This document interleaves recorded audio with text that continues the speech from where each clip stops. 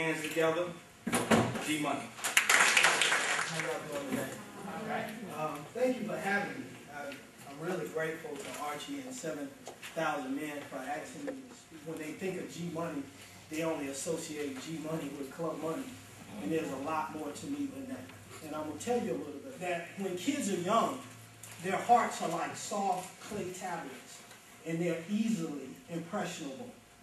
And over a period of time, the impressions that we put in their hearts, it become a rock, and those impressions are hard to get out. You know, and I had my family. I grew up in a really nice neighborhood. I grew up with Martin Luther King kids. Dexter King was a year older than me. Bernice King, Ralph David Abernathy, Andrew Young, Herman Russell, who owns the largest black construction company in the United States. I grew up with all of them. And I grew up on Bankhead. Y'all heard of Bankhead?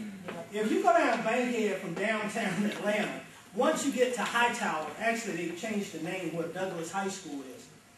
When you get to that point on Bankhead, the right side is the hood and the left side was an upper middle class black environment.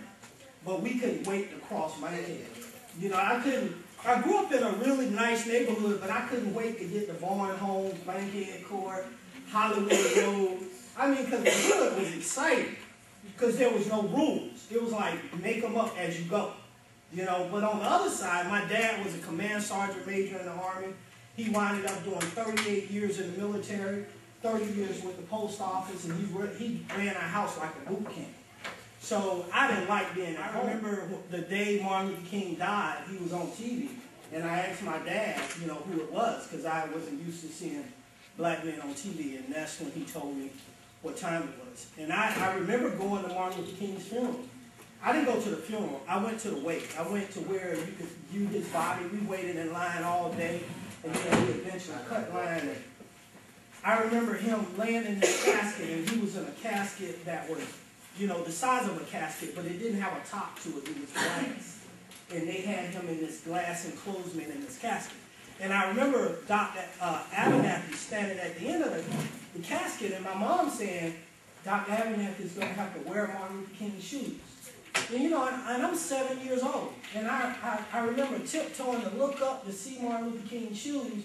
And I looked at Dr. Abernathy's shoes, and I said, Mom, he can't wear his shoes. His feet too big. You know? But that was my experience. You know, but my parents had a belief system that was kind of crazy. And I don't know if y'all can relate to this, but my mom believed that beer was good for worms. Yeah. She believed that if you drink when you're young, you're not going to want it when you get older. And that kind of thing. And then my oldest sister was 10 years older than me. So when I was 4, she was 14. And then I had a cousin named Wallace that was 10 years older than her. So he was 24, she was 14, I was 4. And I say that, and that's very important, because usually dysfunction and abuse and everything else is usually passed down from generation to generation. So what Wallace did to my sister did to me. So when I was 4 years old, they were blowing me shotgun off weed, getting me drunk, teaching me cuss words, and they thought it was funny. But when I grew up stealing their money, cussing them out, they didn't think that was funny. You know what I'm saying? So that was my whole life. I mean, and I say that, guys, it's not the environment. It's the influences in the environment. You know, think about it. I own club monies. I don't drink. I don't smoke. And people are amazed when I tell them that. They think, you own a club and you don't drink? No, because I'm like Scarface. Don't get high on your own supply. See, when I was using, I tried to be somewhat of a drug dealer, and I used more than I sold. You know, so I wasn't successful. So I just don't. But anyway, my whole life was sex, drugs, and rock and roll. There was a lot of molestation and all sorts of things, and I won't go into great detail. By the time I was in the 6th grade, my dad busted me with a quarter pound of weed. He didn't know what it was, because at first, the first time he caught me, it had a lot of seeds in it. And I said, Dad, I'm trying to be like you, because he would always plant flowers. And I said, I want to plant some flowers, and he gave it back.